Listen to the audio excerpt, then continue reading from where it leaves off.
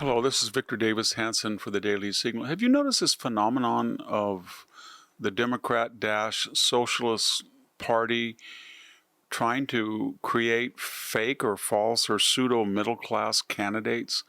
We saw it in the 2024 campaign when they put Tim Walz in that position. I mean, we were told that he changes his own oil, that he was in the National Guard. Of course, they didn't really do a background check because they thought, why would we have to? He's a middle-class, duck-hunting man of the people in Minnesota. And then, of course, all of that fell apart when he was an elitist, he was a radical leftist, he lied about his military service, his time in Red China, et cetera, et cetera. We're watching a little bit of that with Talarico. They were so desperate to take a Senate seat in Texas that the left thought, Beto came off a little too elitist from a wealthy family. We got now Talarico, and he's a Christian evangelical man of the people. So they leaped at him, and they thought, this guy, not Jasmine Crockett, she's too extreme. We understand that. But he can get through a socialist agenda because he's a Texan, and he's Christian, and he's an evangelical. No sooner did they get this pseudo-middle-class hero than we started to learn that he was obsessed with trans issues, gay issues. He really didn't tell us much about his past. He said he had a girlfriend. He said he didn't. We didn't really know what he was talking about. Then his social media accounts were opened up, and he had disparaged white people. He had disparaged meat eating in Texas, et cetera, et cetera. Again, another effort to have a middle-class candidate who is not middle class, or he's not a conservative populist. The locus classicus was Graham Platner. Two very wealthy Nepo babies, trust fund kids in the Democratic Party said, we're going to find a working class hero, and he's Platner. He's an oysterman. He's a veteran. He's talks like a regular person. He's not a nasal tone person like ourselves. He doesn't sound like he's on NPR. He will win. He will win the middle class. We don't even have to vet him. And what do we find out? That he had a Nazi tattoo. He's a misogynist. He had a history of violence and perhaps rape against women. He was anti-Semitic. He was a disaster, and his whole candidacy collapsed. Remember Kamala Harris? She told us in 2024 that she wasn't going to talk about her prior opposition to deportation or her support of open borders or banning fracking. No. We had to hear that she worked at McDonald's. Where she worked and when, she couldn't tell us. She said she had a Glock. Where she bought it, when she bought it, she couldn't tell us. What is all this about? Well, it's all about that the Democratic, now Socialist Party, has a left-wing agenda that does not appeal to 51% of the people. They don't want it. They don't want open borders. They do not want biological males and female sports or dressing with teenage girls in locker rooms. They don't want critical legal theory. They don't want critical race theory. They don't want the Green New Deal. They don't want any of it. And so they have to disguise that agenda because they won't change. And so they either have to resurrect Joe Biden, the good old Joe Biden from Scranton, Delaware, and use him as a waxen effigy, as a veneer for their leftist agenda, or they have to create a middle-class persona when there is no middle-class persona because they have lost the white working class. Another problem they have is they talk about billionaires and oligarchs, and they're for the middle class, but they are the billionaire and oligarchic class.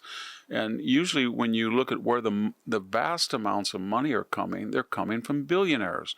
Often they're divorcees of billionaires, Melinda Gates, or widows like Lisa Jobs or Jeff Bezos' first wife, who pour hundreds of millions of dollars for leftist causes. Sometimes they're in China, like Neville Singman. Sometimes they're in jail, like Sam Bankman-Fried. Sometimes they should be in jail. I mean, George Soros was kicked out of France for violating some financial laws. He did break the Bank of England. So They are manipulative, capitalist billionaires, and they don't want to talk about that. They want to disguise it with middle-class candidacies. And their new socialist veneer is not helping. Mondami is a settler colonialist family in Uganda with an estate on Lake Victoria. He grew up in privilege. Platner grew up in privilege, went to prep school. His mom is his only client for his $5,000 a year oyster business. All of these socialists who've come recently from different countries are PhDs, law degrees, upper urban metrosexual elites.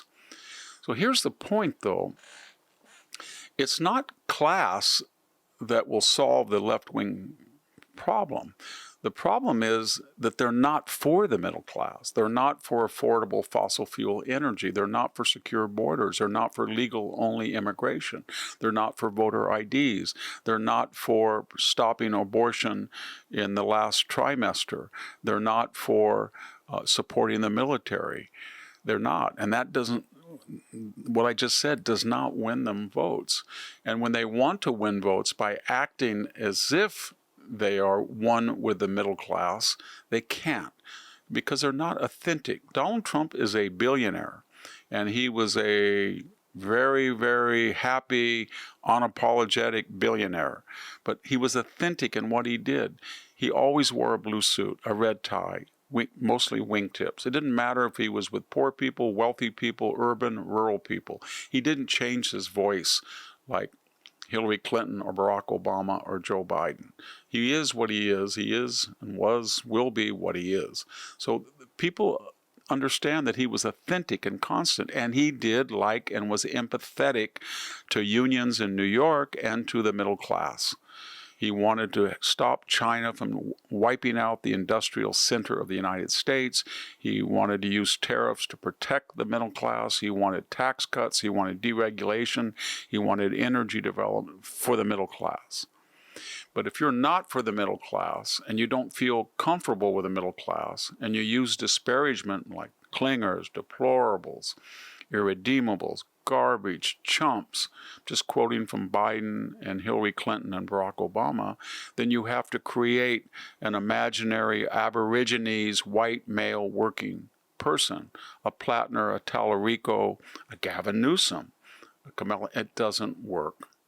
Doesn't work. Watch out for this November election. You're going to see a lot of hardcore elite socialists that are masquerading as men and women of the people, and it will be as obvious as Platner's and Tim Walz's failed efforts. Thank you very much. This is Victor Davis Hanson for the Daily Signal.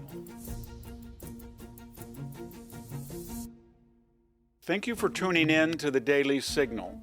Please like, share, and subscribe to be notified for more content like this. You can also check out my own website at victorhanson.com and subscribe for exclusive features in addition.